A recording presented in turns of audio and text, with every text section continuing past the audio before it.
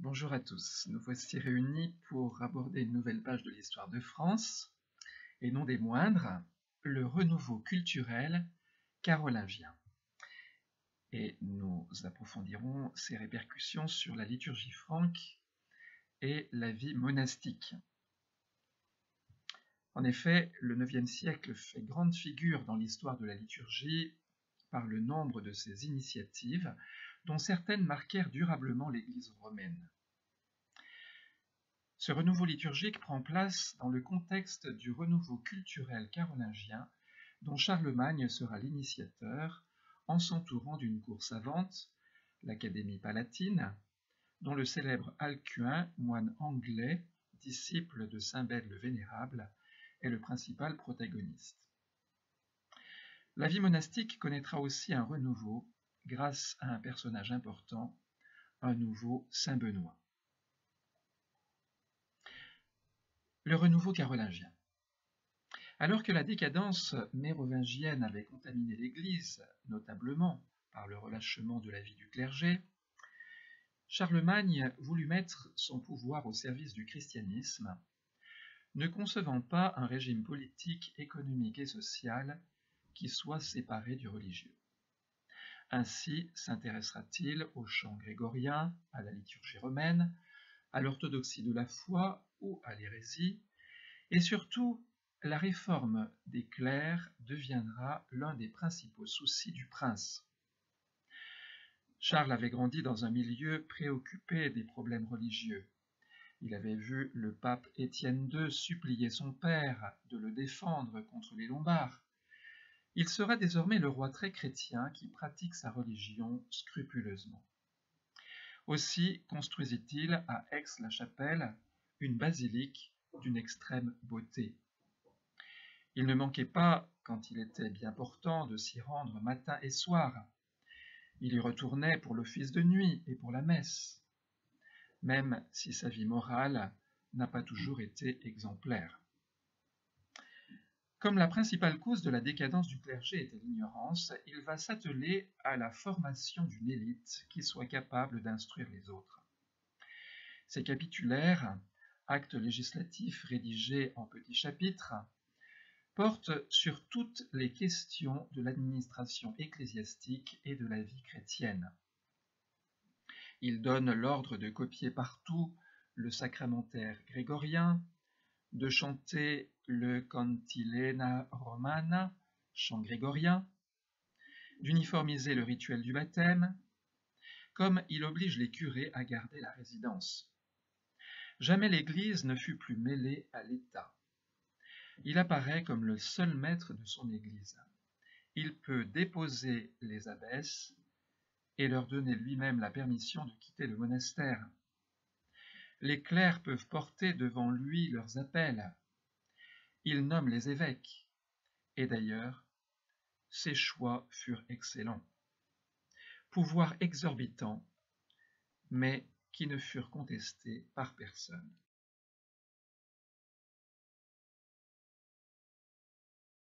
La minuscule Caroline. Le renouveau carolingien est à l'origine d'une invention majeure qui va révolutionner la culture, la minuscule Caroline. Alors attention, il ne s'agit pas d'une poupée miniature au nom charmant, mais il s'agit de l'apparition des lettres minuscules pour remplacer l'écriture onciale qui n'utilisait que des majuscules sans espace entre les mots ni ponctuation. En effet, la création puis la diffusion de l'écriture nommée caroline est une des actions majeures de la réforme carolingienne.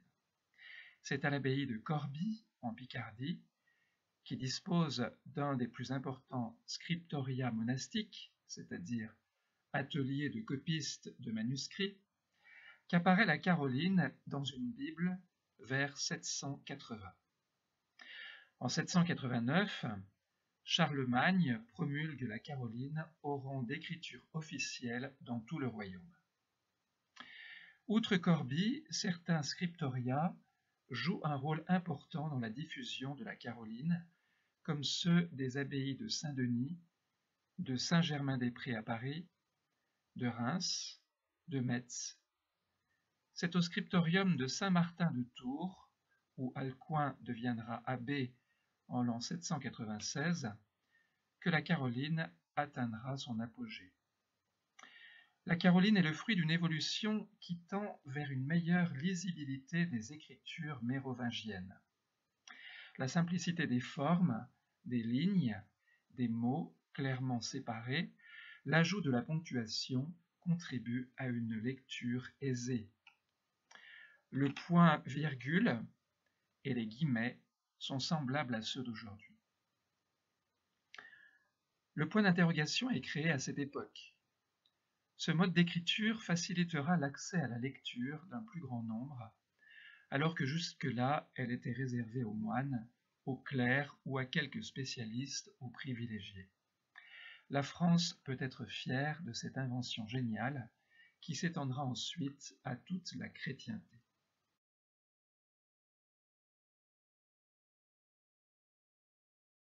Il nous faut aborder maintenant la question du renouveau liturgique à cette époque.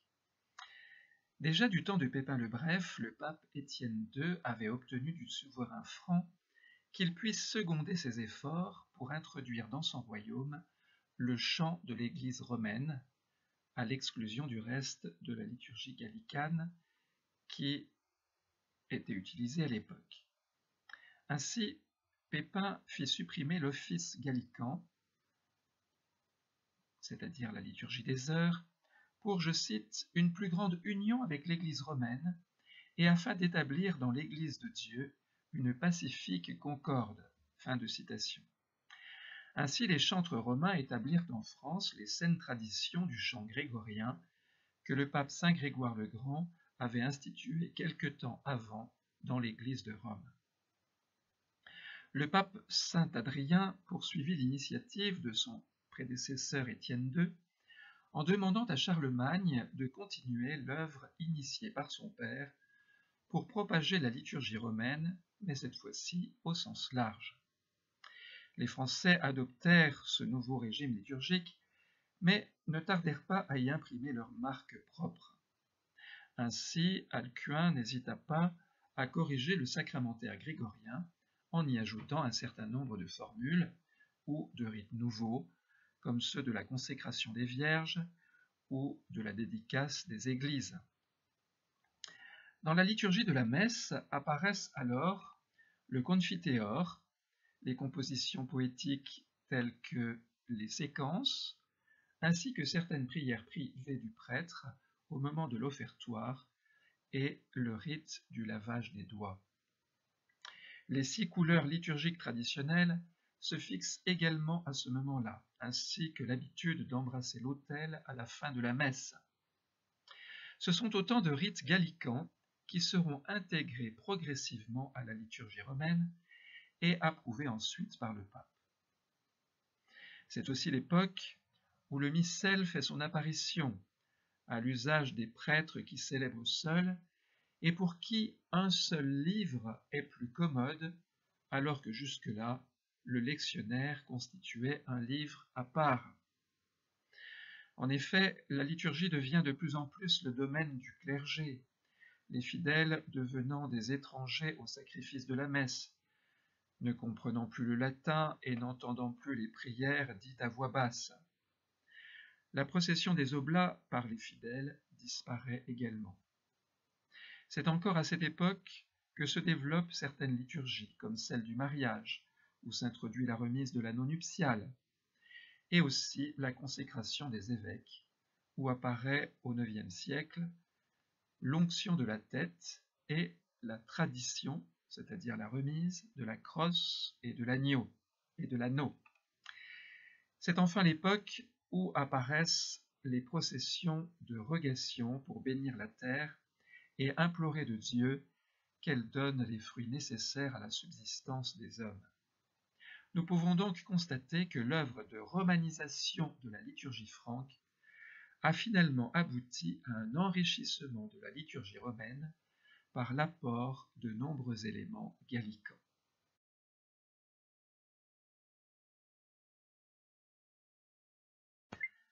Venons-en maintenant à la figure de saint Benoît d'Aniane, un second saint Benoît. Comme nous l'avions annoncé en commençant, le renouveau carolingien aura aussi son impact sur la vie monastique grâce à un nouveau saint Benoît qui vécut à cette époque. Ce Wisigoth, fils d'un comte du Languedoc, est né vers l'an 750. Comme beaucoup de garçons de son âge et de son rang, il est envoyé à la cour de Pépin le Bref comme page, puis de Charlemagne, où il fait ses premières armes de chevalier. Mais c'est l'appel du Seigneur à la vie monastique qui s'impose peu à peu à son cœur. À la suite d'une expédition militaire où il faillit se noyer à l'âge de 23 ans, il se décide à répondre à sa vocation, malgré l'opposition de son père, et s'enfuit à Sainte-Seine-l'Abbaye en Bourgogne, près de Dijon. Il prend alors le nom de Benoît et mène pendant 6 ans une vie monastique rigoureuse en se livrant à de grandes pénitences. Ses excès de zèle lui attirèrent l'hostilité de ses frères, et après la mort de son père abbé, il décida de fuir dans son pays natal pour y vivre une règle plus rigoureuse avec quelques compagnons. Mais ces exigences ascétiques découragèrent ceux-ci, et il réalisera combien la modération de la règle de saint Benoît était équilibrée et bénéfique. Il va donc fonder une abbaye sur les bords de l'Agnan, où la règle primitive de saint Benoît serait vécue à la lettre. Il constate que la cause du relâchement est l'ignorance de la règle et l'isolement des monastères entre eux qui conduit à une multiplication des coutumes locales. Pour y remédier, il va écrire 2 ouvrages, l'un pour codifier les règles monastiques et l'autre étant une concordance de la règle de saint Benoît, avec en parallèle d'autres règles monastiques. Ces 2 ouvrages contribuèrent à une meilleure connaissance de la règle de saint Benoît par les moines et à une plus grande fidélité. Devant le succès de sa réforme, les évêques et l'empereur Louis le Pieux, dont il était devenu le conseiller, lui demandèrent de réformer d'autres monastères, et ainsi se constitua un groupement informel de monastères de stricte observance qu'il visitait personnellement. Au moment du concile d'Aix-la-Chapelle en 817, l'empereur lui demande de présider une réunion de tous les pères abbés bénédictins de l'Empire carolingien pour une unification de l'application des règles bénédictines. Les monastères qui adoptèrent la réforme de saint Benoît d'Agnan purent bénéficier de privilèges comme la liberté d'élection de leurs abbés et l'adoucissement des charges féodales. Le synode va promulguer un texte de 84 articles connu sous le nom de Règles de saint Benoît d'Agnan, qui n'est autre qu'une unification des pratiques monastiques dans l'application de la règle primitive de saint Benoît de Nursie. Les efforts de saint Benoît d'Agnan eurent les effets les plus bénéfiques pour l'unification du monachisme bénédictin. On lui doit d'avoir unifié et précisé la tradition bénédictine en conformité avec l'esprit de la règle. Il aurait voulu aller plus loin en créant une véritable congrégation monastique avec un père abbé commun à la tête de tous les monastères, mais cela ne se réalisera que plus tard. Il dut se contenter de créer une association toute spirituelle d'entraide des monastères entre eux. Cette fraternité dans la prière et la fidélité aux traditions bénédictines affermit la conscience d'appartenir à un même ordre monastique et fut la garantie du maintien de la tradition. Saint Benoît d'Agnan termina sa vie à visiter les différents monastères qui avaient adopté sa réforme. Il fera de l'abbaye Saint-Corneille d'Inden, en Germanie, près d'Aix-la-Chapelle, un monastère modèle et le grand foyer spirituel de l'Empire. C'est là qu'il mourra le 11 février de l'an 821, après avoir ramené à la stricte observance de la règle de saint Benoît et travaillé beaucoup à restaurer la liturgie romaine. Pour conclure, nous pouvons être fiers du rayonnement grandissant de la France à l'époque carolingienne, tant sur le plan culturel que dans la vie de l'Église. Prions pour que les Français n'oublient pas que leur culture est inséparable de la foi chrétienne de leurs ancêtres.